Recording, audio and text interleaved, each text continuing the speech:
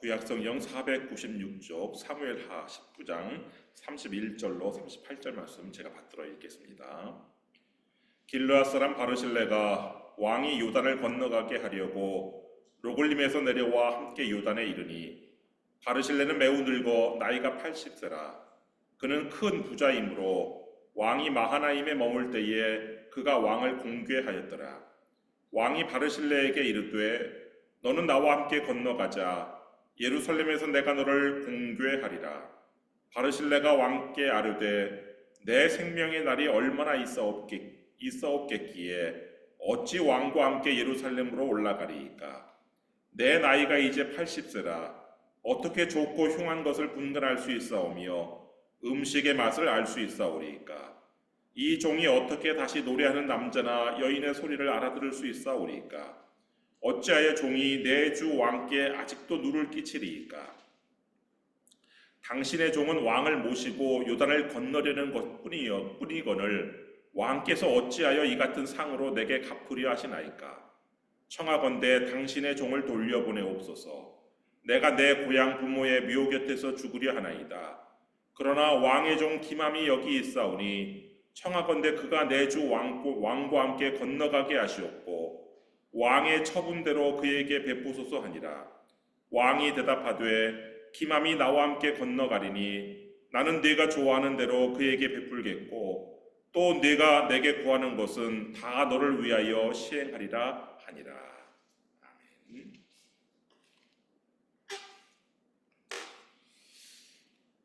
오늘 본문이 있는 이 사무엘하 19장은 분량이 좀 길어서 오늘과 다음 주 이렇게 두 차례에 걸쳐서 나누어서 말씀을 전하도록 하겠습니다. 야곱에게는 12명의 아들이 있었어요. 그리고 그 12명의 아들이 이스라엘 12지파가 되었는데, 그런데 이 요셉 지파는 므낫세와 에브라임 두 지파로 이렇게 나눠져 가지고 실제로는 이스라엘에 13지파가 있었어요. 그렇지만 그중 레위 지파는 하나님께 드려진 지파로 여겨졌기 때문에 보통 지파를 계수할 때 빼고 12지파다 이렇게 얘기했는데, 그 레위 지파는 군대에 가지 않았어요. 군대에 가는 대신에 그 회막에서 성전에서 봉사를 했어요. 그러니까 이 레위 지파 사람들은, 젊은이들은 병적부에도 올리지 않았어요. 지금 레위 지파를 제외한 이스라엘 12지파가 압살롬의 편에 섰어요. 심지어 다윗 왕이 유다 지파인데 이 유다 지파도 압살롬의 반란군 편에 참여를 했어요. 압살롬이 왕이 된 그 헤브론, 이 헤브론이 바로 유다의 대표적인 성읍 아니에요. 그러니까 유다 지파를 포함한 이스라엘 모든 지파가 다윗은 우리 왕이 아니다 라고 말하면서 다윗을 잡는 전쟁에 참전했다가 패전한 거예요. 그 마하나임에서 전쟁을 벌였던 이 다윗의 군대는 반면에 누구로 구성되어 있느냐? 예루살렘에서 온 피난민, 그리고 그 마하나임에 있었던 거주민, 그리고 외국인들로 이렇게 구성되었어요. 다윗이 세운 3명의 군대 장관 요압, 아비새, 이떼, 이 3명 중에서 이 이떼는 이스라엘 사람이 아니에요. 가드 사람, 즉 블레셋 사람이었어요. 아니, 얼마나 다윗에게 지금 충성된 백성이 없으면 외국인을 지휘관으로 임명했냔 말이에요. 또 외국인 병사 중에는 저 멀리 아프리카에서 온 흑인 병사도 있었어요. 거기 사무엘하 18장 21절 말씀 보면은, 사무엘하 18장 21절, 요압이 구스 사람에게 이르되 내가 가서 본 것을 왕께 아뢰라 하매 구스 사람이 요압에게 절하고 다름질하여 가니. 이 구스라는 것은 나일강 상류에 있는 오늘날 에티오피아예요. 다윗의 군대에 얼마나 지금 사람이 없었으면은 그 에티오피아 구스 사람과 같은 외국인 용병들이 지금 요압의 휘하에서 요압 부대원으로 전투에 참여를 했단 말이에요. 그러다 보니까 원래는 군대에 가지 않는 레위 지파도 어쩔 수 없이 다윗의 형편이 너무 열악하니까 다윗의 군대에 참여했는데 그중 대표적인 사람이 바로 제사장 사독의 아들 아히마스예요. 제사장 사독 레위 지파죠. 그러니까 그 아들 아히마스도 레위 지파죠. 레위 지파는 군대에 안 가는데 아히마스는 이 전쟁에 참전을 했어요. 아히마스는 다윗이 요단강을 건너기 전에는 그 예루살렘의 제사장과 나루토의 다윗 사이에서 소식을 주고받는 전달해주는 전령 역할을 담당했는데 이 압살롬의 반란군과의 싸움에서는 요압 휘하에서 복무를 했고 전투를 이겼다는 소식을 다윗에게 가서 전해주는 역할을 했어요. 요압은 압살롬을 죽인 후에 나팔을 불었어요. 사무엘하 18장 16절 말씀 보면은 요압이 나팔을 불어 백성들에게 그치게 하니 그들이 이스라엘을 추격하지 아니하고 돌아오니라. 이 요압의 부대는 이 패잔병들을 추격하는 대신에 이 압살롬의 시신을 처리했는데 17절 말씀 보면은 그들이 압살롬을 옮겨다가 숲풀 가운데 큰 구멍에 그를 던지고 그 위에 매우 큰 돌 무더기를 쌓으니라. 온 이스라엘 무리가 각기 장막으로 도망하니라. 숲속에 어떻게 파여졌는지는 모르겠지만 깊은 구덩이가 있었는데 그 구덩이에다 이 압살롬의 시체를 던져놓고서는 그 시체에다 막 돌을 던졌어요. 돌을 던졌는데 이 돌을 얼마나 많이 던졌는지 그 깊은 구덩이를 돌이 다 채우고도 높은 돌 무더기가 되었단 말이에요. 이렇게 압살롬이 죽으니까 이 반란군에 참여한 이스라엘 모든 사람들이 각자 자기 집으로 다 도망쳤어요. 근데 이 사람들은, 이 이스라엘 무리는 압살롬의 죽음을 슬퍼하거나 애도하지 않았어요. 그러나 이 고수 사람에 의해서 압살롬이 죽었다는 소식을 들은 이 다윗은 압살롬의 죽음을 듣고서는 슬퍼서 울었어요. 사무엘하 18장 33절 말씀 보면은 왕의 마음이 심히 아파 문 위층으로 올라가서 우니라. 이 문이라는 건 성문이에요. 마하나임 성문에 1층에 있었는데 소식을 듣고는 2층으로 올라가 가지고 사람들이 별로 없는 곳에서 울었어요. 그가 올라갈 때 말하기를 내 아들 압살롬아 내 아들 압살롬아 차라리 내가 너를 대신하여 죽었다면 압살롬 내 아들아 하였더라. 압살롬은 다윗을 아버지로 여기지 않고 이렇게 반역을 저질렀지만 다윗은 압살롬의 반역을 그냥 철부지 아들의 그냥 반항 정도로 여겼어요. 그래서 그냥 내가 차라리 죽고 네가 살았으면 하고 이제 이렇게 울었는데 이런 반응은 뭐 지극히 정상적인 반응이죠. 아들의 죽음 앞에서 슬퍼하지 않을 아버지가 어디 있겠어요. 이제 다시는 아들의 얼굴을 보지 못하고 아들의 목소리를 듣지 못한다고 생각하면 눈물이 절로 나는 것이죠. 왕이 압살롬의 죽음을 슬퍼한다는 소식은 이 요압의 귀에 들어갔어요. 19장 1절 말씀 보면은 어떤 사람이 요압에게 아뢰되 왕이 압살롬을 위하여 울며 슬퍼하시나이다 하니 또 백성들에게도 군사들에게도 전해졌어요. 2절 말씀 보면은 왕이 그 아들을 위하여 슬퍼한다 함이 그날의 백성들에게 들리매 그날의 승리가 모든 백성에게 슬픔이 된지라. 이게 승리를 했으니까 기뻐가지고 승전가를 부르고 막 개선식을 해야 되는 이 승전한 이 군대가 마치 패잔병처럼 조용히 마하나임 성에 들어갔어요. 3절 말씀 보면은 그날의 백성들이 싸움에 쫓겨 부끄러워 도망한 같이 가만히 성읍으로 들어가니라. 그러는 사이에 이 다윗의 감정은 점점 격해져 가지고 이제 그 울음이 통곡으로 바뀌었어요. 4절 말씀 보면은 왕이 그의 얼굴을 가리고 큰 소리로 부르되 내 아들 압살롬아 내 아들아 하니 다윗은 막 이 흐르는 눈물을 주체할 수가 없어서 손으로 이 얼굴을 가리고서는 아들의 이름을 막 계속 부르면서 막 울부짖었어요. 그러자 요압이 다윗에게 항의를 해요.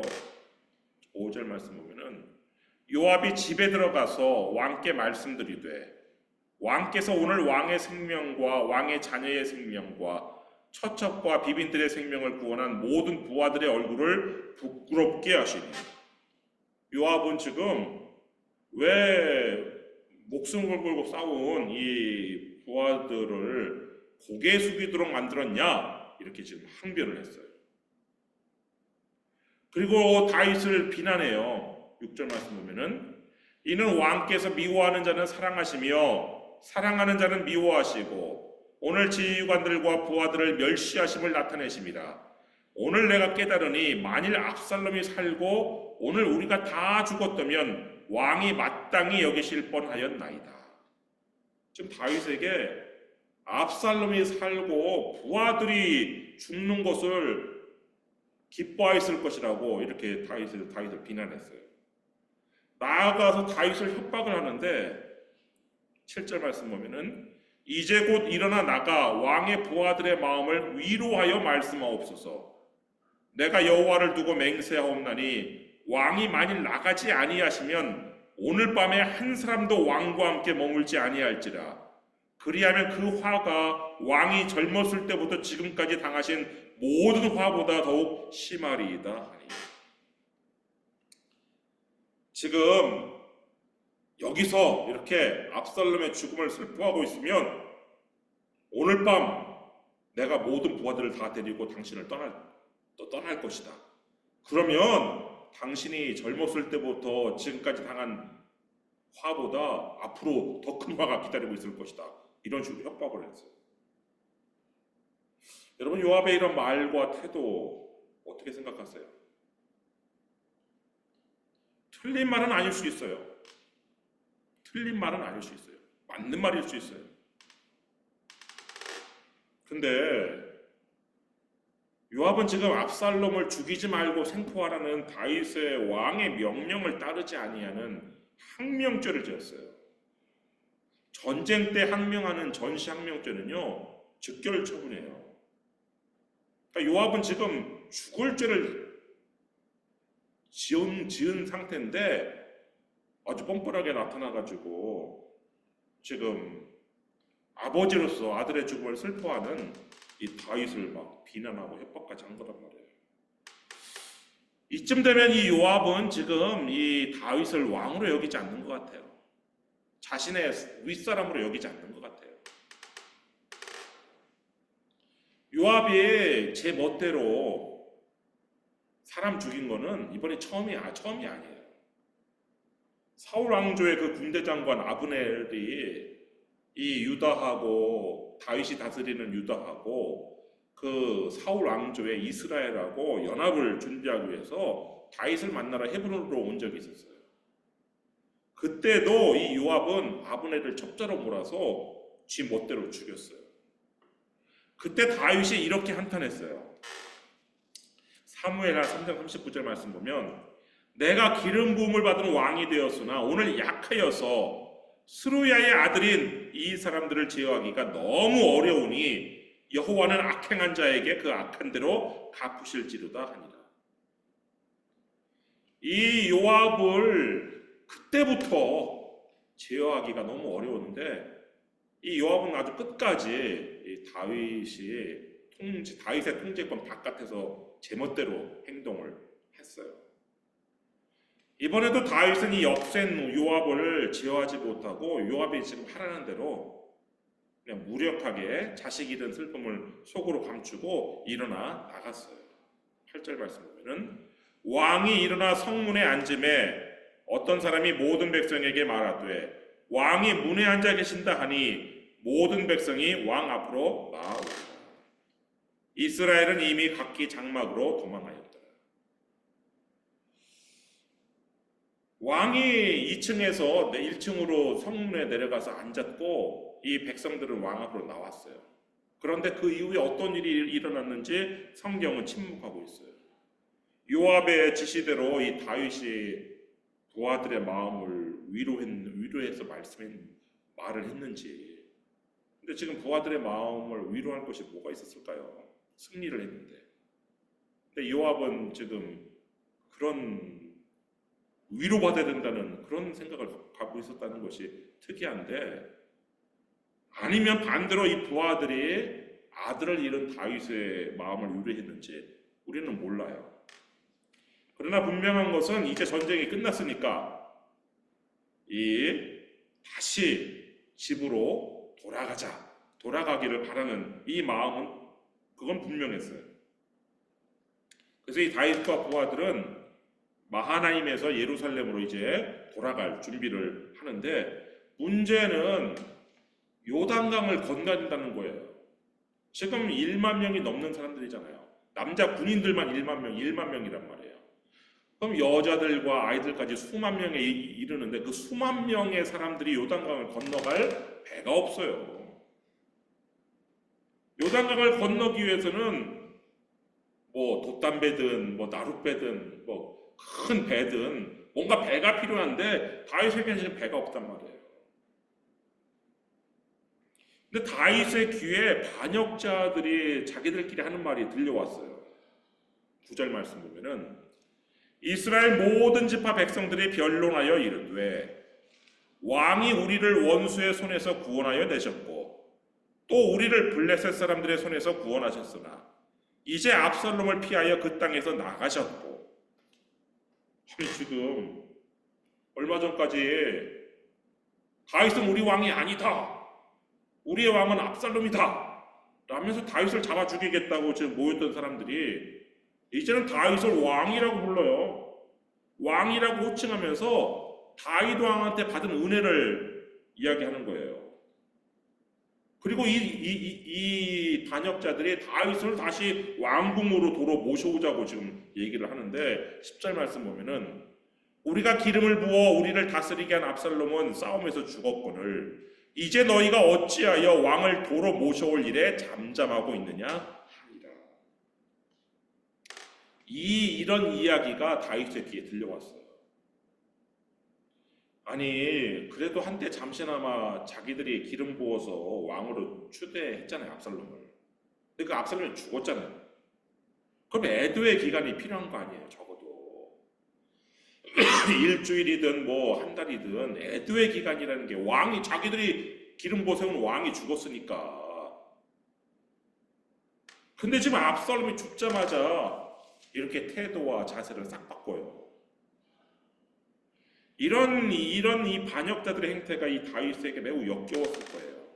그래서 이 다윗은 유다 장로들에게 연통을 넣어요. 11절 말씀 보면은 다윗 왕이 사독과 아비아달 두 제사장에게 소식을 전하여 이르되 너희는 유다 장로들에게 말하여 이르기를 왕의 말씀이 온 이스라엘이 왕을 왕궁으로 도로 모셔오자 하는 말이 왕께 들렸거늘 너희는 어찌하여 왕을 궁으로 모시는 일에 나중이 되느냐. 이 유다 장로들은 다윗이 왕이 되기 전 야인 시절부터 친구로 이렇게 지냈던 사람들이었어요. 사무엘상 30장 26절 말씀 보면 다윗이 시글락에 이르러 전리품을 그의 친구 유다 장로들에게 보내어 이르되 보라, 여호와의 원수에게서 탈취한 것을 너희에게 선사하노라 하고. 그러니까 유다 장로들하고 친구였어요. 그만큼 순수한 관계였단 말이에요. 거기다가 유다 장로들은 피가 같은 유다 지파잖아요. 12절 말씀 보면은 너희는 내 형제요 내 골육이거늘 너희는 어찌하여 왕을 도로 모셔오는 일에 나중이 되리요 하셨다 하고. 여러분, 우리가 아무리 뭐 부인해도 피는 물보다 진한 법이고 팔은 안으로 굽는 법이에요. 다윗은 이 박쥐 같은 이스라엘의 배가 아닌 유다의 배를 타고 요단강을 건너서 예루살렘으로 환궁하기를 원했어요. 그리고 다윗은 어쩔 수 없이 이 반란군의 지휘관이 된 이 아마사에게는 따로 전가를 이렇게 전했어요. 11절, 13절 말씀 보면은 너희는 또 아마사에게 이르기를 너는 내 골육이 아니냐. 아마사는 누나의 아들이니까 다윗에게 조카란 말이에요.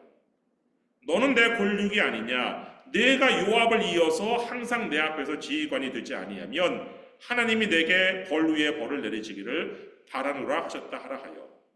아마사에게 어떤 제안을 하냐면 군대 장관 자리를 제안을 해요. 지금 군대 장관 요압은 지금 자기가 아직도 군대 장관인 줄 알고 군대 장관처럼 지가 말하고 행동하지만 엄밀히 말하면 지금 총사령관 자리는 공석이란 말이에요. 그 자리를 지금 이 아마사에게 제안을 했어요. 그러니까 이 모든 유다 사람들이 마음이 다 다윗 쪽으로 기울었어요. 14절 말씀 보면은 모든 유다 사람들의 마음을 하나같이 기울게 하며 그들이 왕께 전가를 보내어 이르되 당신께서는 모든 부하들과 더불어 돌아오소서. 우리가 배를 준비할 테니까 이제 부하들과 함께 돌아오십시오. 이렇게 지금 이 유다 사람들이 한마음 한뜻이 돼서 전가를 보냈단 말이에요. 그렇게 해서 다윗의 이 환궁은 이스라엘 사람들이 아닌 유다 지파의 주도로 이루어지게 되었는데 이 유다 지파는 요단강이 있으면 이 요단강 서편의 길갈, 예전에 여호수아가 요단강 건넜을 때 첫 번째 모인 집결한 장소가 길갈이잖아요. 그 길갈에 유다 지파들이 다 모였어요. 배를 가지고 왔겠죠. 그리고 다윗은 이 마하나임, 요단강 동편에 있는 마하나임을 떠나서 이 요단강을 건너는 나루토에 도착을 했어요. 15절 말씀 보면은 왕이 돌아와 요단의 이름에 유다 족속이 왕을 맞아 요단을 건너가게 하려고 길갈로 오니라. 그런데 다윗이 예루살렘에서 나올 때 막 악독한 말로 막 저주를 퍼붓고 막 돌을 던졌던 그 베냐민 사람 사울의 친족 시므이라는 사람이 있었잖아요. 이 시므이가 다윗이 환궁한다는 소식을 듣고는 막 기겁을 하는 거예요. 이제 자기는 죽은 목숨이잖아요. 하나님의 기름 부으신 종에게 막 저주를 퍼붓고 돌을 던졌으니까. 율법에 따르면 그건 하나님을 저주하는 것과 같은 죄예요. 그래가지고 돌로 쳐서 죽이게 돼 있어요. 율법에 따르면.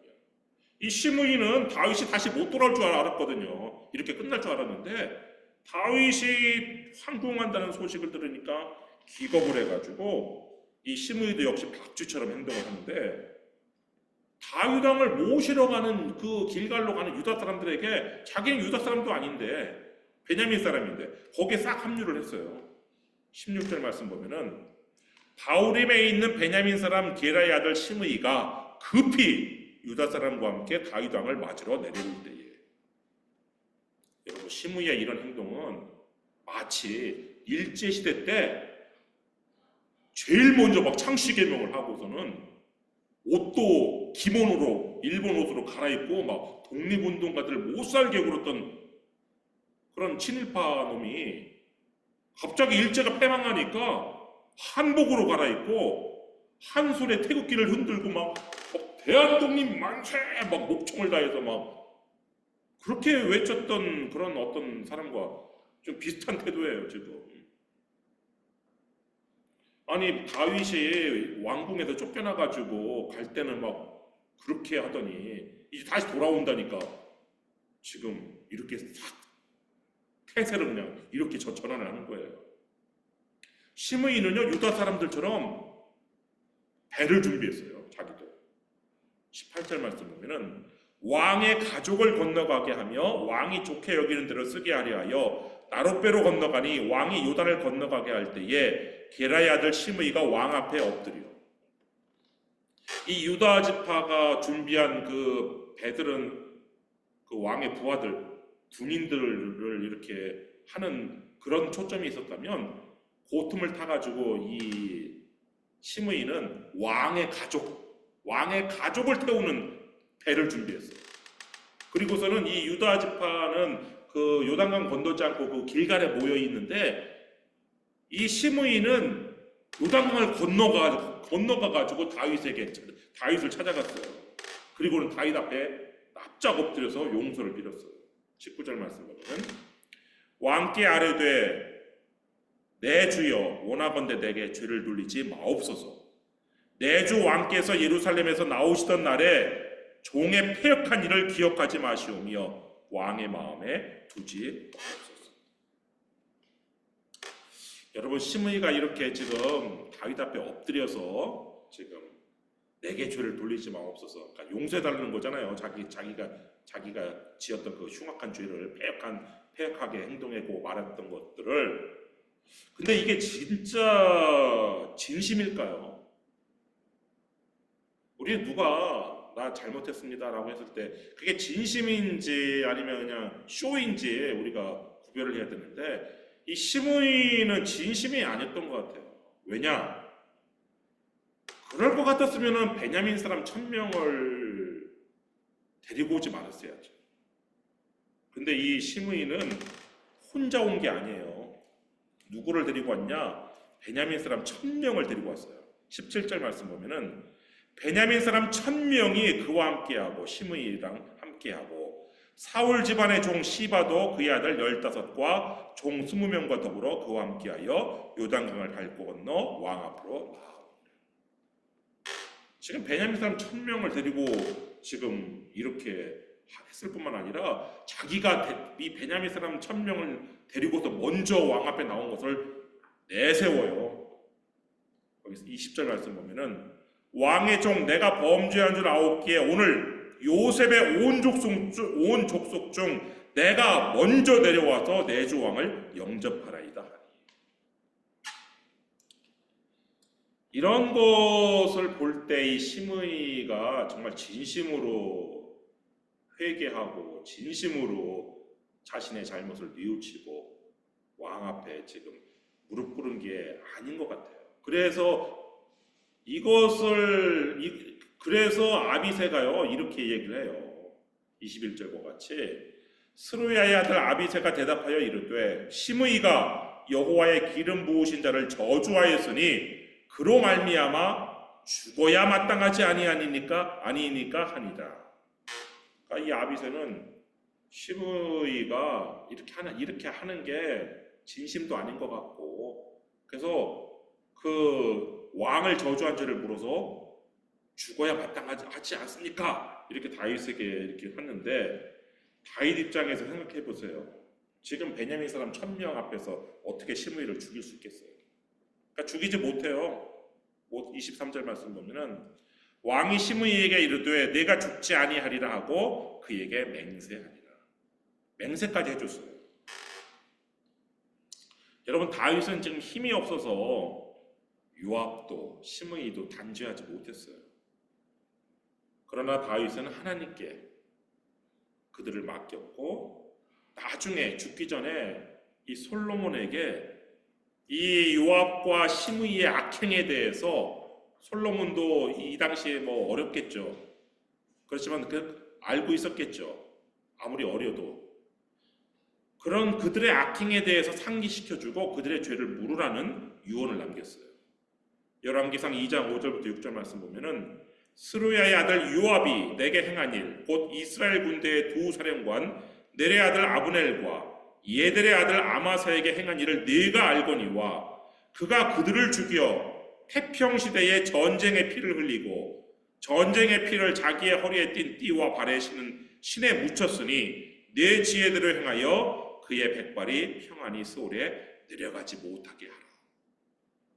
또 이 시므이의 악행도 상기시켜줬어요.